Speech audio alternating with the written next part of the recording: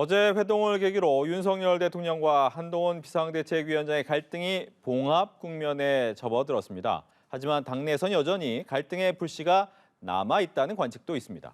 한편 더불어민주당에선 친명계 의원들이 비명계 지역구 출마 선언을 하면서 집안 싸움이 커지고 있습니다. 정치권 이슈 전문가 모시고 자세히 이야기 나눠보겠습니다. 장성호 전 건국대 행정대학원장, 장현주 민주당 법률위 부위원장 모셨습니다. 안녕하십니까? 네, 안녕하세요. 네, 오늘의 첫 번째 이슈 화면으로 먼저 보시겠습니다.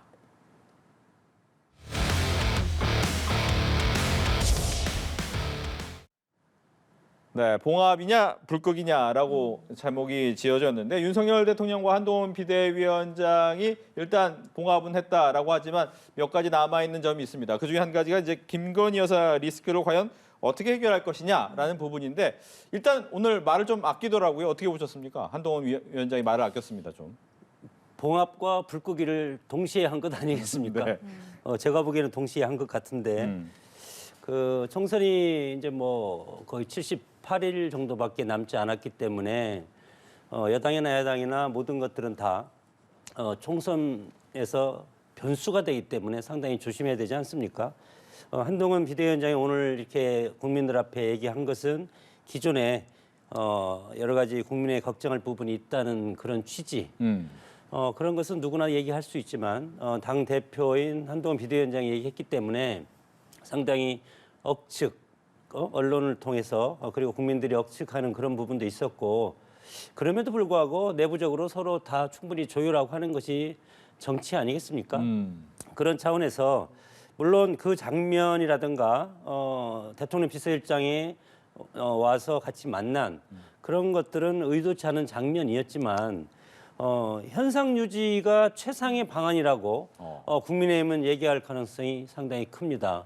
지금 이런 사태라고 해야 될지 모르지만 이런 모습을 보고 걱정하는 사람들도 있고 드디어 이제 국민의힘이 내부적인 권력 투쟁에 쌓여가는구나. 그럼에도 불구하고 우리가 이것을 과학적이라든가 현상적으로 분석을 해보면 국민의힘이 미치는 장사가 아니다. 상당히 플러스 알파 되는 그런 정치적 이득을 본 것이 한동훈 비대위원장의 검색량이 상당히 폭발적으로 늘어났습니다.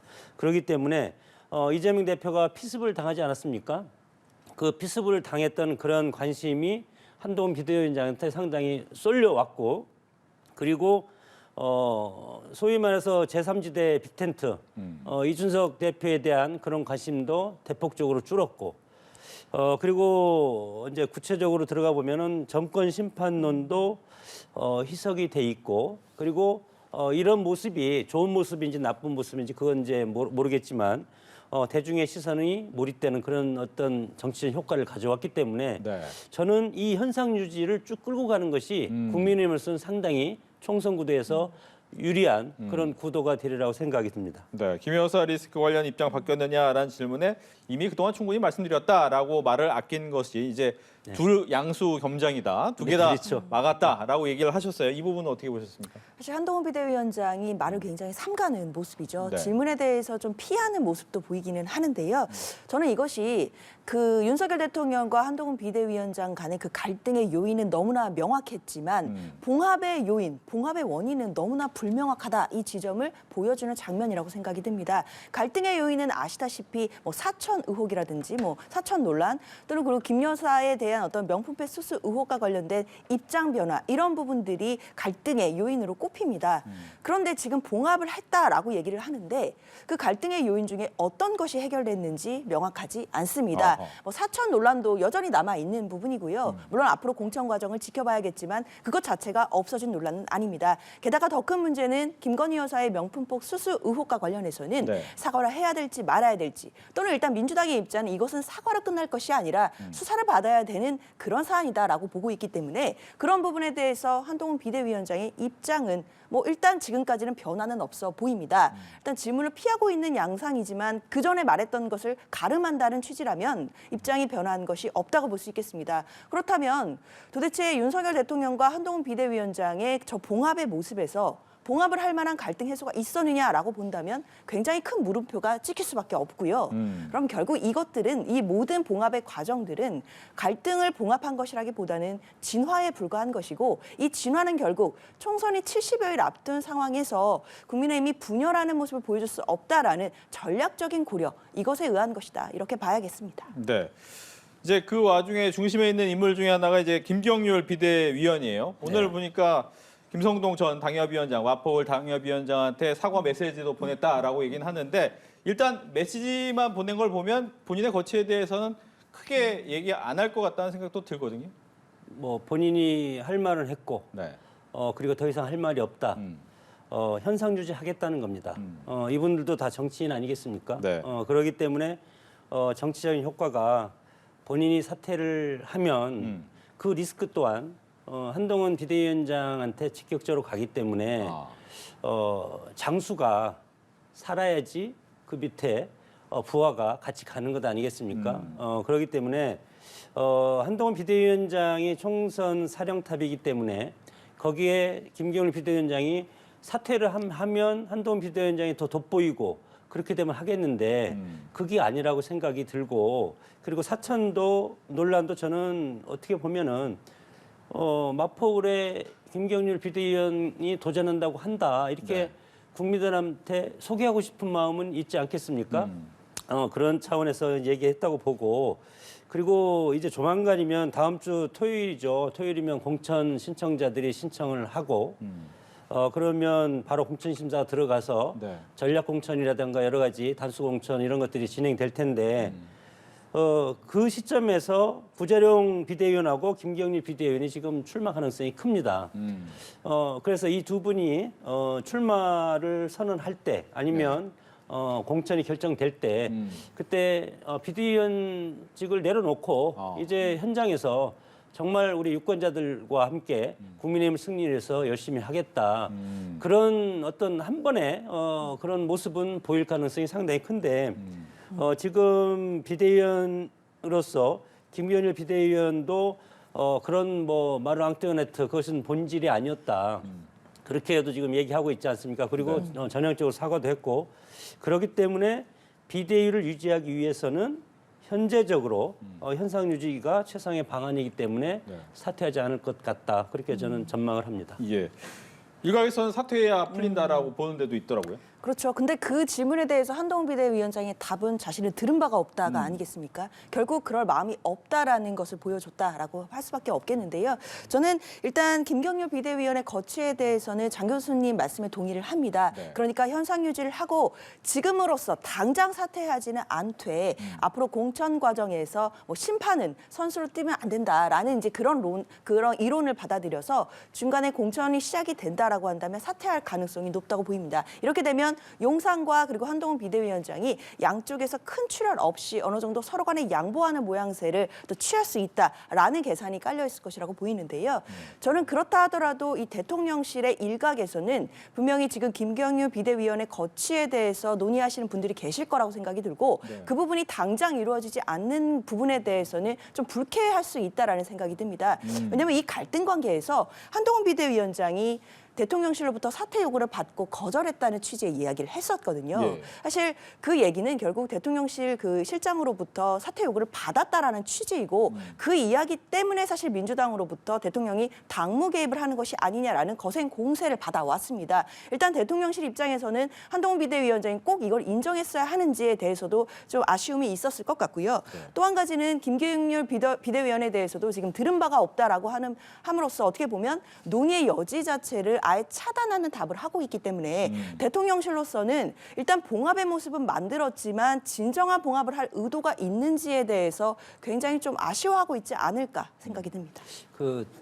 이제 정치 선전이라든가 프로파간다라고 있지 않습니까? 네. 우리가 지금 선거 국민이기 때문에 여당과 야당 뭐 당명 바꾸고 당명 또 색도 바꾸고 크기도 바꾸고 네. 이런 것이 다 유권자의 마음을 사기 위한 것이고 그 중에 하나가 애매모호하게 하라 그런 게 있습니다. 유권자들 보기에 이것도 아니고 저것도 아니고 해결이 된 것도 아니고 해결되지 않은 것도 아니고 그렇기 때문에 애매모호한 상황을 만들어서 던져주면 대중들의 관심이 폭발적으로 일어납니다. 그렇기 때문에 야, 뭐 그래 김경률 비대위원이 잘못했으니까 즉각 사퇴하면 속이 시원하겠지만 그럼 국면이 끝나지 않습니까? 그렇기 때문에 또 국민의 입장에서는 이제 영입 케이스고 네. 김경률 비대위원이 당의 어떤 여러 가지 큰 저는 콘텐츠에 있어서 하나의 일정 부분 역할이 있다고 생각이 듭니다. 그런 상황에서 대중의 관심을 극대화하기 위한 그런 전략으로 같이 끌고 가면서 총선 국면을 맞이해서 부드럽게 넘기면 바로 이제 공천이 시작되면 이제 공천 전쟁이 드디어 일어납니다. 그러면 그때 가면 또 이 이슈가 쑥 들어갈 가능성이 상당히 크기 때문에 불과 지금 한 일주일 정도 관심을 끌 사안이기 때문에 네. 애매모호하게 하는 것이 저는 국민의힘으로서는 좋다 그렇게 예. 됩니다. 근데 지금 말씀하신 것처럼 공천 얘기가 나오면 들어갈 것이다라고 하지만 오히려 공천 때문에 이거 힘겨루기 더 세지는 거 아니야라고 보는 사람들도 있더라고요. 그 윤석열 대통령과 한동훈 비대위원장의 관계는 정치적인 경쟁 관계가 아니지 않습니까? 한동훈 위원장, 비대위원장은 앞으로 대통령 임기가 1년만 남았으면 권력적인 경쟁 관계가 될 수도 있지만 총선이 끝나도 3년이 남은 대통령 임기 네. 그리고 그 사이에는 지방선거가 또 있습니다. 그렇기 때문에 이번 총선 공천에서 한동훈 비대위원장이 몇 명을 공천에 자기 사람을 심었고 그것은 아무 의미도 없다. 다만 총선이 끝나고 나서 총선 선거 결과에 따라서 네. 국민의힘 가반을 넘냐 민주당이 가반을 넘냐에 따라서 양쪽 지는 쪽 수장은 정치적인 책임을 질 수밖에 없는 그런 상황이기 때문에 네. 한동훈 비대위원장이 만약에 총선에서 자기 욕심을 부리다가 지면은 본인이 모든 걸 뒤집어 쓸 그런 걸 알지 모를지 모르겠습니다. 정치 경험이 없기 때문에 네. 그런 걸 충분히 알지 않겠습니까? 그런 상황에서 자기 사람을 챙긴다고 보는 것은 저는 어불성설이다. 설령 챙긴다 하더라도 윤석열 대통령 임기가 3년이 남아있기 때문에 네. 3년 동안 어떤 정치적인 변화가 일어날 수밖에 없다. 그래서 물론 어제 그런 일들은 어떻게 보면 해프닝이라고 저는 생각이 들고 예. 앞으로 공천 국민에서는 뭐 용선에서 적극적으로 개입하는 것도 없을 것이고 시스템 공천을 해서 당의 공관위원장을 중심으로 해서 객관적인 공천으로 갈 가능성이 상당히 크다고 봅니다. 그럼에도 불구하고 그 결과를 놓고 이것은 뭐 용산에서 했다. 그렇게 또 주장을 해야만이 야당이지 않습니까? 그런 측면이 있다고 봅니다. 네, 공천이 이제 촉발 공천으로 갈등 저는 없다. 없다고 봅니다. 네. 저는 공천 과정이 아마 이제 본격적으로 시작이 된다면 당연히 갈등 발생할 거라고 생각이 듭니다. 다시 한번. 그렇죠. 근데 이 갈등은 이제 예전에는 다 이제 친윤 대 비윤계의 계파 갈등이 있을 것이다라는 예상이 있었는데요. 이제 여러 가지 판세를 분석해 봤을 때는 이제 친윤대, 친한동훈 계파가 충돌할 가능성도 높다고 보입니다. 물론 앞서 이제 장 교수님 말씀처럼 이제 공천 과정에서 윤석열 대통령과 그리고 한동훈 비대위원장이 같은 이제 목표를 갖고 있다라는 말씀 주셨는데요. 그래서 저는 5월 동주 같은 관계라고 생각이 듭니다. 같이 둘 다 이제 총선에 승리해야 된다라는 목적을 갖고 있는 배를 타시긴 했지만 각자의 목표점은 조금 다른 것 같다라는 생각이 듭니다. 왜냐하면 사실 이번에 이 갈등과 봉합 양상을 보면서 많은 분들이 지난 대선 기간에 이준석 당대표와 그리고 당시 윤석열 후보의 그 관계들이 떠올랐다는 분들이 상당히 많았습니다. 그때도 이준석 당대표가 당시에 뭐 여러 번 이탈을 하면서 또 봉합하는 과정들을 보여줬었는데요. 그랬는데 그 이후에 그러니까 이 대선 승리 이후에 어떤 모습이 됐는지는 뭐 국민들께서 다 아시다시피 이준석 대표는 탈당해서 이미 신당을 창당을 했습니다. 그런 상황이기 때문에 한동훈 비대위원장이 이번 총선 이후에 본인의 정치적인 입지도 이제 계산해야 된다라는 것을 판단할 것 같습니다. 지금 상황에서 봤을 때는 윤석열 대통령과의 얼마든지 갈등이 있을 수 있고 그 갈등에서 본인이 밀려나거나 또는 총선 이후에 결과가 어떻게 되든지 간에 본인의 정치적 입지가 흔들릴 수 있을 가능성을 여러 가지 선례를 통해 알 수 있다고 생각이 들거든요. 그럼 결국에는 한동훈 비대위원장으로서는 총선 승리가 뭐 국민의힘을 위한 것도 있지만 결국 총선 이후에 본인이 그러니까 국민의힘의 비대위원장으로서가 아니라 또 미래 권력으로서의 본인의 정치적인 커리어에도 상당한 영향을 미치게 될 겁니다. 그렇기 때문에 이번 총선은 반드시 뭐 공정한 공천도 하겠지만 그 밑선에는 본인의 앞으로의 정치적인 계산 이런 부분들도 당연히 깔려 있을 것이라고 생각이 듭니다. 그 한동훈 비대위원장 입장에서는 앞으로 뭐 대선을 나간다 하더라도 2년 6개월, 3년 정도 기다려야 되지 않습니까? 그렇기 때문에 이번에 자기 사람 한 명도 안 심어도 저는 대선에 나갈 수 있다고 봅니다. 다만 네. 대통령과 1년 정도 남은 지방선거 때 그때부터는 여권에서 현재 여권에서 차기 대선을 위한 여러 가지 치열한 공방이 일어날 수도 있고 그리고 나서 그때 가서 윤석열 대통령의 지지율이 정말 높지 않다.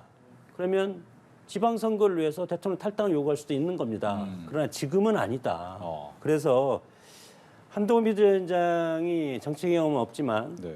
그럼에도 불구하고 앞으로 3년 동안은 윤석열 대통령 그늘에서 저는 같이 커야 된다고 봅니다. 어느 일정 시점, 지방선거까지는. 네. 그렇기 때문에 지방선거까지 미래 권력 그리고 현재 권력이 충돌한다. 저는 게임이 되겠습니까? 게임이 안 됩니다. 3년 남은 대통령 권력을 누가 도전합니까? 그런 건 저는 어불성설이라고 생각이 들고 그럼에도 불구하고 지금 국민의 입장에서는 정권 심판이라는 것을 피해가야 되지 않습니까? 네. 총선이라는 것은 과거지향형인 어떤 선거이기 때문에 야권에서는 당연히 정권 심판을 가져올 것이고 여당 입장에서 이걸 막아야 되기 때문에 네. 한동훈이라는 마지막 남은 카드를 지금 내세운 겁니다. 그렇기 때문에 현재까지 이 전략은 여론적 추이를 보더라도 어느 정도 국민의 입장에서는 성공하고 있는 예. 그런 과도에 지금 들어가 있다고 저는 생각이 듭니다. 근데 이제 저는 이제 그 부분에 의견에 대해서 동의하면서 혹시 이렇게 되는 건 아닌가? 즉 만약 이번에 선거에서 국민의힘이 이긴다고 한다면 한동훈 비대위원장이 잘해서다라고 될 거고 만약 지게 되면 말씀하신 것처럼 정권 10만 원 때문에 졌다라고 네. 얘기를 하게 된다면 결과적으로 한동훈 비대위원장한테는 마이너스가 될 요인이 없다. 마이너스 될 요인 없죠. 이기면 저도 윤석열 대통령도 네. 한동훈 비대위원장이 잘해서 됐다고 칭찬할 겁니다. 저도 네, 저도 마찬가지고. 그러니까 저는 한동훈 비대위원장 입장에서는 정치적인 미래를 이미 생각을 다 한 거 아닌가? 저는 좀 다르게 보는데요. 이번에 총선에서 만약에 집권 여당이 패배하게 된다라고 한다면 당연히 정권 심판론 때문에 윤석열 정부가 이제 식물 정권이 될 것이다. 이 부분은 대부분들이 다 동의하시는 분석인 것 같고요. 나아가서 선거를 총 책임지었던 그 지도부는 당연히 사퇴를 하거나 정치적인 책임을 지도록 되어 있습니다. 그런데 한동훈 비대위원장이 만약에 이번 선거에서 패배하게 된다라고 한다면 네. 본인이 정치적으로 책임을 져야 되는 것은 당연한 것이고 그 이후의 정치적 입지도 굉장히 불투명해지기 때문에 그런 부분들은 굉장히 본인도 고려하고 있을 것으로 보이고 그렇기 때문에 이제 총선에 대해서 지금 사활을 걸고 있는 것이 아닌가 이렇게 생각합니다. 그 윤석열 대통령이 뭐 지난 대선 때 네. 180석인 민주당을 이기지 않았습니까? 그래서 이번 선거에 진다고 하더라도 한동훈 비대위원장이 정계 은퇴를 하거나 정치적인 미래가 없어지거나 하지는 않을 것이다.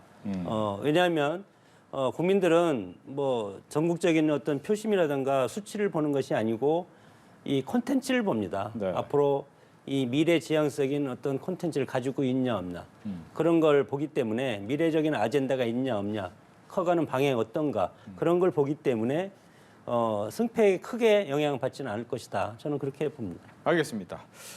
두 번째 이슈로 넘어가겠습니다.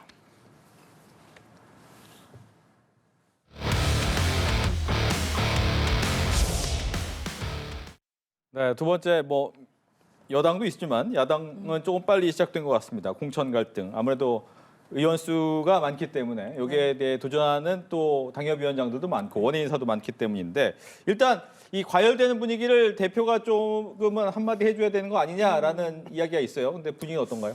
그렇죠. 일단 당내에서는 우려하는 목소리들 많이 나오고 있습니다. 물론 당연히 이제 공천 과정이 본격적으로 시작되다 보니까 이제 여러 가지 갈등의 목소리들 터져 나올 수밖에 없는 것이고 뭐 이것은 국민의힘도 마찬가지 상황이라고 생각이 듭니다. 그러나 다만 이제 민주당은 이제 집권 여당이 국민의힘보다 공간이 좁은 것도 사실입니다. 지난번 총선에서 많은 의석수를 확보를 했기 때문에 지금 당 내에서 도전자와 그리고 현역 민주당 의원들 간의 어떤 경쟁 구도가 펼쳐지는 지역들이 굉장히 많습니다. 그러다 보니까 여러 가지 이제 또 불필요한 잡음들도 나오는데요. 네. 저는 이제 아쉬운 부분은 이런 어떤 경쟁의 모습들이 정책이라든지 뭐 본인의 정치적인 신념이나 이념 이런 부분을 가지고 당원들께 그리고 국민들께 보여드리는 것보다는 이것이 계파 갈등으로 너무 치환되거나 또는 과장되는 부분 이런 부분들은 당내에서 좀 경계의 목소리가 있습니다. 이것이 단순히 계파 갈등일 그런 부분들을 차원을 넘어서서 지금 현재 지역구에 계시는 민주당 의원들과 그리고 현역 의원들에 도전하는 또 원외에 계신 정치인들이 본인들이 어떤 것을 가지고 경쟁할 것인지 이런 부분들이 좀 더 부각돼야 된다는 생각이 들고요. 그런 차원에서 공관위원장도 오늘 주위에 말씀을 당부를 했기 때문에 뭐 당대표나 지도부도 필요한 경우에는 앞으로 상황을 보면서 과열되는 분위기를 진정시킬 가능성도 있어 보입니다. 네, 민주당을 탈당한 조웅천 미래대연합 공동창당준비위원장은 뭐 이해찬계까지 압박하고 있다라고 얘기할 정도면 물론 당내에 있다가 나왔기 때문에 이런 얘기를 할 수도 있었겠지만 어떻게 들으셨습니까? 민주당은 명실상부한 이재명 당이라고 생각이 듭니다. 지난 대선에서 아슬아슬하게 패배를 했고 그 대선 과정에서 결집을 한 적극적인 당원, 네. 소위 말해서 개딸, 개혁의 딸들이죠.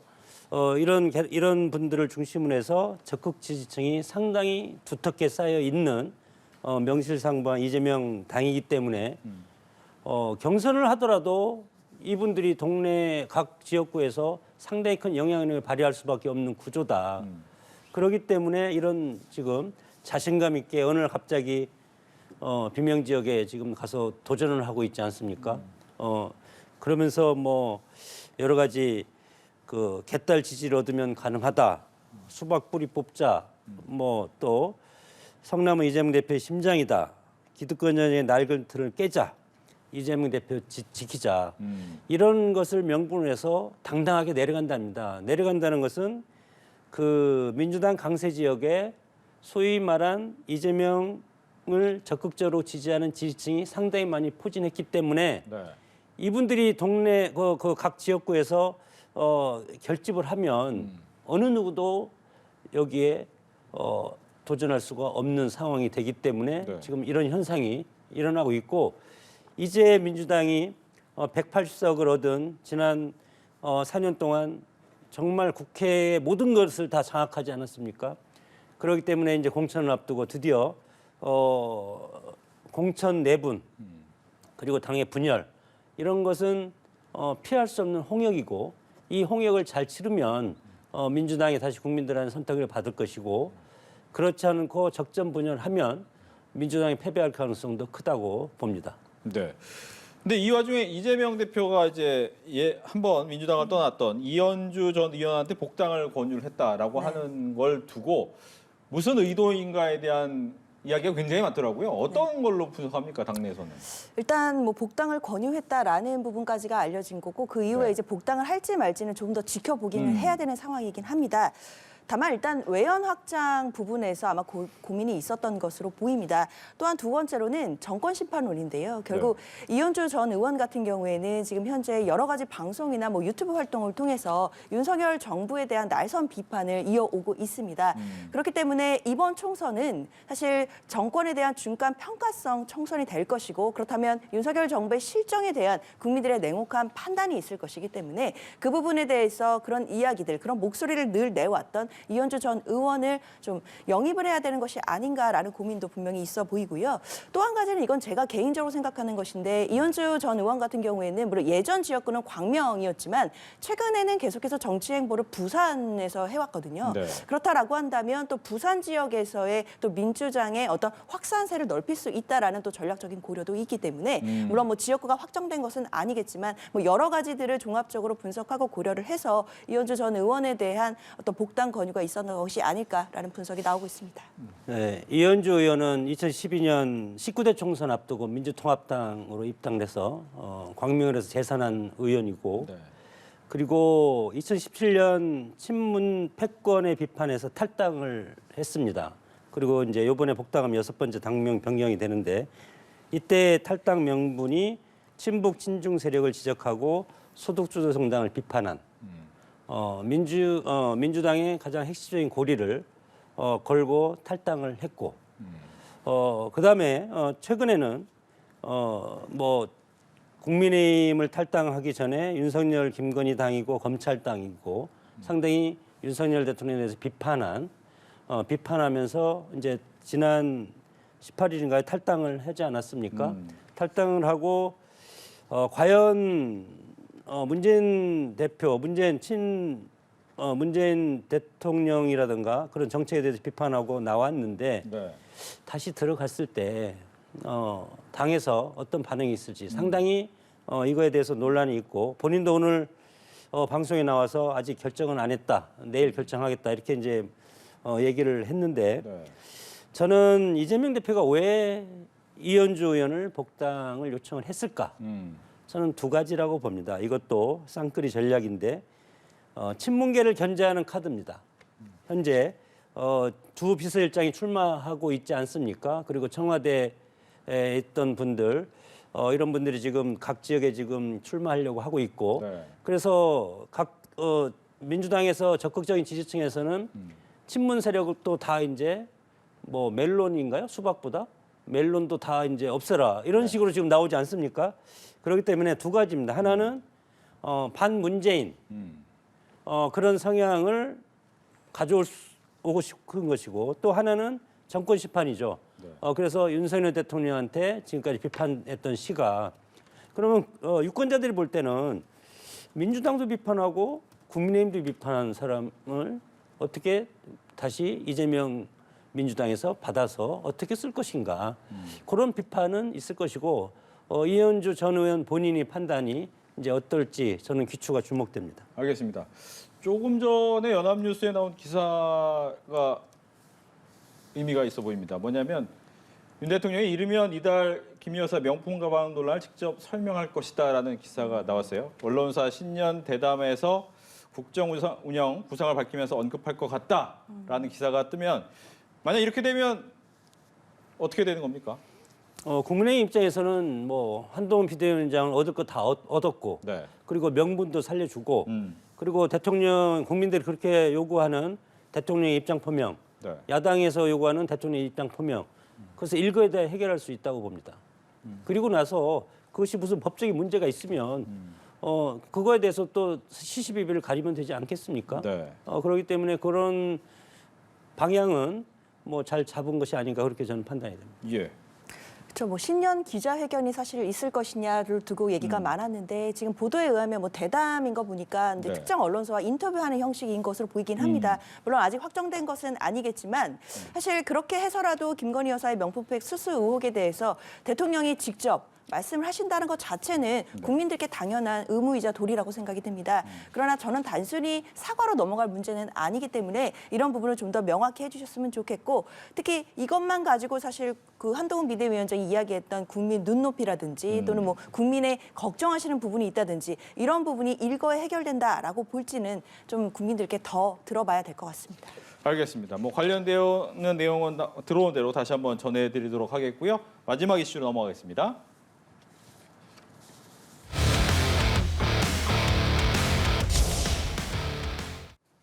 네, 마지막 이슈는 제3지대의 첫 번째 합당 선언이 되겠습니다. 이 개혁신당 이준석 대표와 한국의 희망 양양자 대표 합당을 선언했습니다. 일단 하나는 뭉쳤는데 이낙연 전 대표와 탈당파, 이른바 탈당파의 모임도 이제 합당 움직임이 좀 있어요. 그렇게 되면 결국 두 군데로 모여서 또 하나로 모여야 되느냐, 이건 어떻게 가야 될지에 대해서 좀 어떻게 보시는지 궁금합니다. 먼저. 뭐 여기에서 양쪽 두 개 묶고 끝나지 않을까. 더 이상의 합당 없을 거다. 더 이상 합당하면 그것이 오히려 빅텐트가 허물어지는 합당이 될 가능성이 상당히 크기 때문에 두 개 합쳐서 지금 이준석 양양자 주도하는 한국의 희망과 개혁신당이 합치지 않았습니까? 네. 교육과 기술 국정원이 최우선 가치로 하고 그리고 이 두 세력이 합친 것은 30대 50대 보수층과 호남적인 요소를 약간 가미한 그런 전국 정당의 모습을 보였기 때문에 이것은 이해가 맞아 떨어진다. 네. 다만 이 양양자의 한국의 신당을 했을 때 최진석 그 상임 대표가 탈당을 했고 네. 그리고 그 밑에 뭐 사무총장, 대변인, 사무국장, 홍보팀장 다 탈당을 했습니다. 그래서 어느 부분이 얼마만큼 합당한지 그건 모르겠지만 이 정도로 한쪽에서는 됐고 네. 그리고 이낙연 뭐 신당하고 두 분의 조홍천 신당 이렇게 두 부류도 하나로 합친 다음에 두 당의 뭐 지난번에 거기 저기 지하철 문제 네. 그거 무임승차 관련해서. 무임승차 관련해서 그거 하나만 보더라도 합치지 어렵지 않겠습니까? 저는 그냥 각자 도생하는 것이 훨씬 더 좋지 않을까 그렇게 생각이 듭니다. 예, 어떻게 예상하십니까? 사실 저도 뭐 비슷한 의견인데요. 뭐 네. 이른바 이제 중텐트, 빅텐트 이제 이렇게 용어들을 쓰던데 사실 중텐트까지는 어느 정도 완성이 될 수 있겠지만 전체가 다 합쳐지는 빅텐트는 사실상 어렵지 않을까라는 생각이 들고요. 그렇다면 결국에는 각자의 중텐트로 이때 그 과정에서 뭐 선거 과정에서의 어느 정도의 연합을 하는 정도 이 정도에서 마무리될 가능성이 높다라고 보입니다. 예. 그렇다면 이제 이준석 대표 같은 경우에는 일단 당을 만들었기 때문에 사람들을 모으는 작업을 계속 해 나갈 것으로 생각하는데 그 중에 한 명이 이제 유승민 전 의원이에요. 네. 함께 할 수 있을까요? 모시고 싶은 마음이 굴뚝 같다. 음. 모실 수 없다는 얘기로 뜻이다. 전 들립니다. 네, 네. 유승민 대표 이제 마지막 정치 선택이라고 생각이 들고 저는 탈당하지 않고 그냥 자리에 있으면 네. 본전 이상은 갑니다. 정당사에서 보면은 뛰쳐나간 세력이 성공한 적 없고 결국은 돌고 돌아서 오는데 10년 걸립니다. 그러나 유승민 의원 전 의원 같은 경우는 이제 마지막 저는 대선을 목표로 하고 있다고 봅니다. 그렇기 때문에 가만히 있으면 그리고 이번 총선에서 어떤 역할을 할지는 모르지만 총선에서 일정 부분 역할을 하고 가만히 있으면 지방선거도 있고 그 다음에 차기 대선도 있지 않습니까? 결국은 정계개편이 일어납니다. 그런 상황에서는 유승민 의원처럼 많은 정치 경험이 있는 분은 나가지 않을 것이다. 네. 그렇게 전망합니다. 알겠습니다. 글쎄요, 일단 이낙연 전 대표가 이준석 대표에게 좀 상당히 구애를 했는데 이준석 대표는 오히려 유승민 전 의원에게 구애를 하는 모습이라서 이 구도 자체가 정말 흥미롭기는 한데요. 사실 저는 이낙연 전 대표와 이준석 대표의 연대보다는 정치적 스펙트럼 선에서 본다라고 한다면 유승민 전 의원과의 연대 가능성이 훨씬 더 가능성은 높다고 생각이 듭니다. 그리고 유승민 전 의원이 이제 국민의힘 내부에서 뭔가를 할 수 있는 공간이 남아 있을까요? 사실 그 부분에 대해서는 본인도 많은 고민을 하실 것이라고 보고 정치는 생물이기 때문에 유승민 전 의원이 개혁신당에 합류하는 것도 저는 얼마든지 가능성이 있다라고 보입니다. 알겠습니다. 이렇게 해서 정치권 이슈 두 분과 함께 이야기 나눠봤습니다. 오늘 얘기 잘 들었습니다. 고맙습니다.